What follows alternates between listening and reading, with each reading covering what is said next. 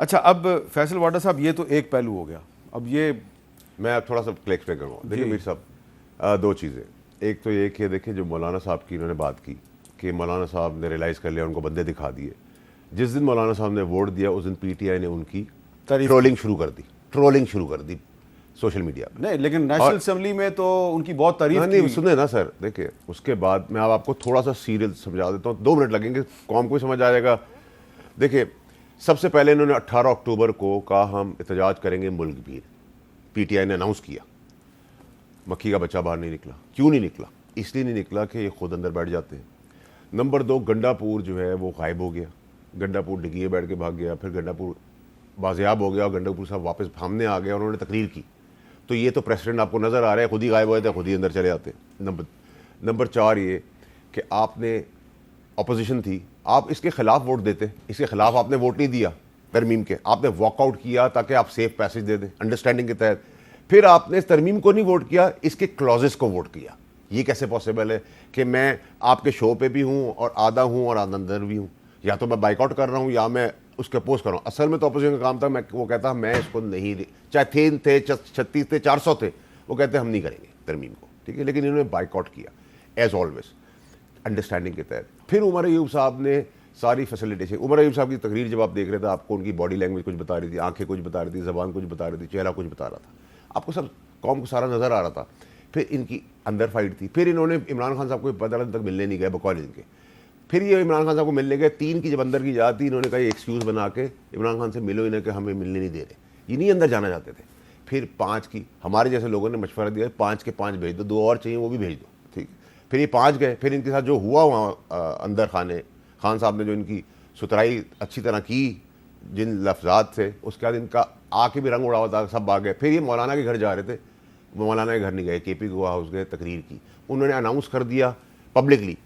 अब आप आ जाए जिसका ओन साहब बात करें, ओन साहब की मौजूदगी में मैं बात कर रहा हूँ। ओन साहब की मौजूदगी में पीटीआई के वो सेनेटर्स आज भी सेनेट में मौजूद है जिन्होंने इमरान खान के खिलाफ पब्लिकली प्रेस कॉन्फ्रेंस की है, आपके कैमरों के अंदर बंद हैं वो आज भी अब दिखाना शुरू करें, वो सब सेनेटर बैठे हुए तनख्वाही भी ले रहे हैं, इमरान खान को बेच भी रहे हैं, इमरान खान का खा भी रहे हैं, उसके नाम को कैश भी कर रहे हैं, उसको जेल में भी छोड़ा हुआ है, कोई उसकी फिक्र नहीं जेल वेल की। वो चाहते हैं ये जेल में रहे, वो चाहते हैं इससे गलत काम करवाए सारे, उसको सजाएं हो जाए, अल्लाह करे कुछ और हो तो ये सारी जिंदगी साथ करे। आखिरी और इंपॉर्टेंट चीज़, अब ये सलीम और डॉक्टर जरका की बात करें, फैसल सलीम की, ये दोनों हमारे सेनेटर हैं पीटीआई के। फैसल सलीम से झगड़ा पीटीआई का कब शुरू हुआ मैं आपको बताता हूँ, ऑन इंडोर्स करेगा इस बात को। जब वो बन रहा था चेयरमैन कमेटी का सेनेट की इंटीरियर का, उस वक्त एक ग्रुप जो है उसने मिलकर उसको गिराने की कोशिश की, उसके हर तरीके से मुमकिन। इमरान खान साहब के पास चले गए, इधर चले गए, उधर चले गए, खैर बचा के इमरान खान साहब के अप्रूवल के तहत टाइमिंग की वजह से उसको नोटिफाई हो गया वो, और वो बच गया। उसको जरका जो है वो सपोर्ट करती थी। इसमें ग्रुपिंग है ना सेनेट के अंदर, मुझे नहीं पता इनके कितने सेनेटर हैं, लेकिन जितने भी उनमें से उनमें भी 3-3, 4 ऑन के केस के अंदर ऑन अगर बात कर रहे हैं। अब अगर आप फैसल सलीम को और सेनेटर जरका साहिबा को अगर आप सपोर्ट कर रहे हैं, नहीं मैं तो बता रहा हूँ आपको फैक्चुअल बात, पहले से ज्यादा मशकूक हो गया। नहीं मैं तो देखिए सपोर्ट नहीं कर रहा, मैं बता रहा हूँ कि चेयरमैन कमेटी के अंदर झगड़ा हुआ तो नहीं था, ये पब्लिकली आपकी वीडियोस में मौजूद है। अच्छा। मैं फैक्ट बता रहा हूँ, मुझे तो लेना देना मेरा किसी से कोई नहीं है, ठीक है। मैं क्लियर एक इंपॉर्टेंट चीज, उसके बाद आपने अपने और लोगों के नाम भी दिए कि ये भी मशकूक है, उधर चला गया, और उसके बाद आपने उनको एक्सेप्ट भी कर लिया, आपने उनकी जान को खतरा भी कर दिया, आपने उनको गद्दार है। तो भाई अगर कल गंडापुर साहब कहते हैं ये गद्दार है वो गद्दार है, हम छोड़ेंगे नहीं, तो गंडापुर साहब के सामने भी इतना बड़ा शीशा ला के दिखा देना। अच्छा, बड़ा शीशा नहीं दिखाएंगे तो मुझे ये दिखाना पड़ेगा, फिर आप लोग शोर करते हैं मैं क्यों दिखाता हूँ। जी और अब्बास बफी साहब जी, आप कुछ कहना चाह रहे हैं? पहले तो ये क्लियर कर दूं सर, इंटीरियर की स्टैंडिंग कमेटी का जब इशू आया था उसके लिए बाकायदा एक कमेटी बनी थी जिसका मैं फिर मेंबर था, जिसमें शिबली फराज साहब भी थे, मोहसिन अजीज साहब भी थे, और उस इशू को बड़ा एमिकेबली रिजॉल्व कर लिया था। कैसे किया था बफी साहब? एक मिनट सर, मेरी रिक्वेस्ट है सर, और बफी साहब एक सेकंड, एक सवाल ले लीजिएगा फिर आप आराम से बात कीजिएगा। मेरे भाई आपको ये तो याद है ना कि स्टैंडिंग कमेटी का चेयरमैन बनने के लिए फैसल सलीम के अंदर जो इशू बना था, वो इशू स्टेप बाय स्टेप आप एक्सप्लेन कर दें, मैं आपकी बात को मान लूंगा। चलें अब उनको बात करें जी, मैं बता देता हूँ। मैं एक्सेप्ट कर रहा हूँ कि उस वक्त जब वो इंटीरियर के स्टैंडिंग कमेटी के चेयरमैन बने थे तो उस वक्त पार्टी की तरफ से उनको गो हेड नहीं दिया गया था।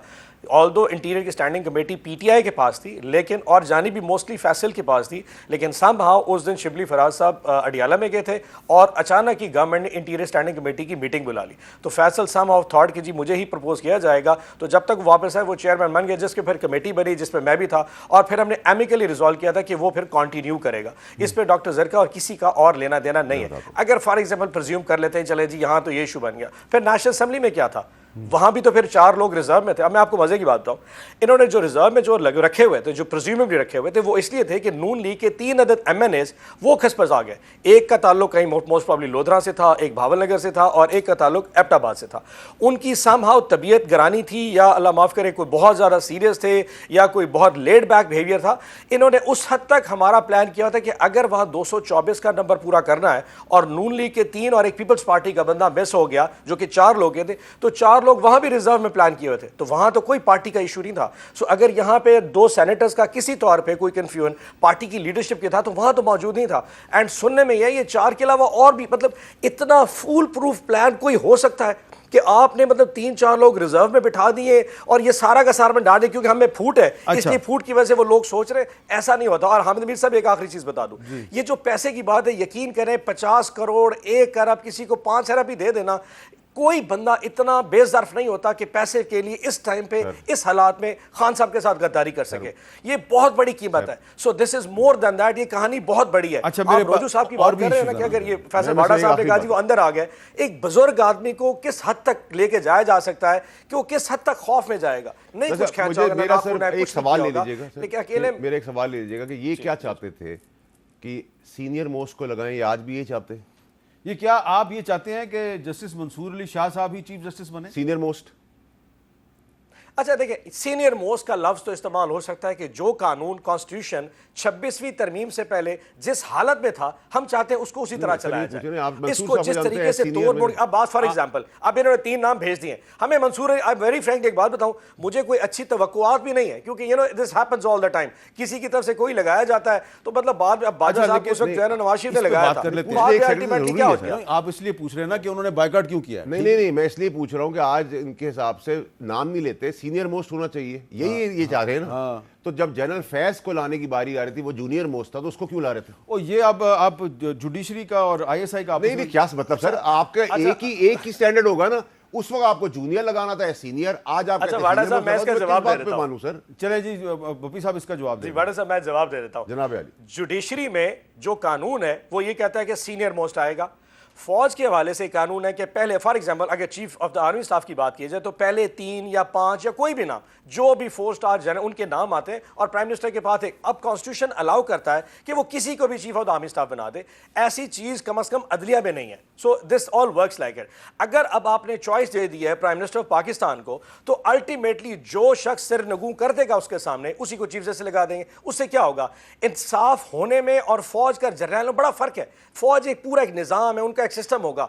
यहां पे तो जो अदालतों में जो लोग जिस तरह लगाए जाते हैं, जिस तरह हाई कोर्ट से सुप्रीम कोर्ट में आते हैं और चीफ जस्टिस भी अब पूरे प्राइम मिनिस्टर की मर्जी होगा, तो अल्टीमेटली कल को होना क्या? एंड वेरी फ्रैंकली अब तो हमारी ये ख्वाहिश भी नहीं रहेगी। अगर कॉन्स्टिट्यूशनल बेंच बना दिया गया और उसका किसी को चीफ जस्टिस बना दिया जाता है, जो कि एक पता नहीं जुडिशियल कमेटी बनाएगी या पार्लियामेंट्री कमेटी बनाएगी, तो वैसे भी चीफ जस्टिस के पास पावर्स रह क्या गई है? सो अल्टीमेटली अब हमें इससे कोई यही तो मैं कोई भी आ जाए वो वैसे टूथलेस हो चुका है। चीफ जस्टिस कोई भी बने, हुकूमत को भी फर्क नहीं पड़ता, तहरीक इंसाफ को भी फर्क नहीं पड़ता।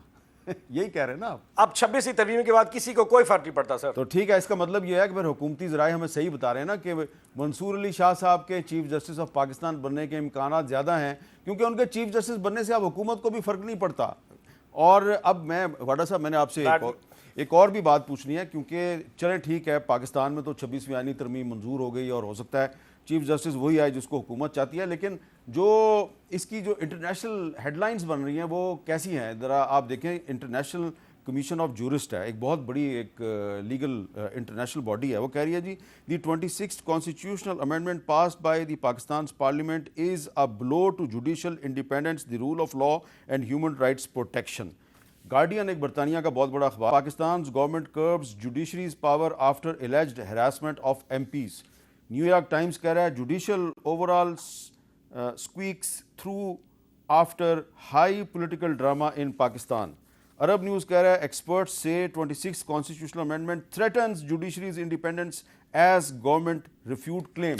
मैं इस तरह की बहुत सी आपको हेडलाइंस पढ़ के सुना सकता हूं, लेकिन मेरा जो क्वेश्चन है, जो मैं सवाल करना चाह रहा हूं, वो ये है कि 26वीं आईनी तरमीम से जो इंटरनेशनल लेवल पे जो पाकिस्तान का इमेज इंटरनेशनल मीडिया में टॉर्निश होता हुआ हमें नज़र आ रहा है, इससे पाकिस्तान का नेशनल इंटरेस्ट कैसे प्रोटेक्ट होगा?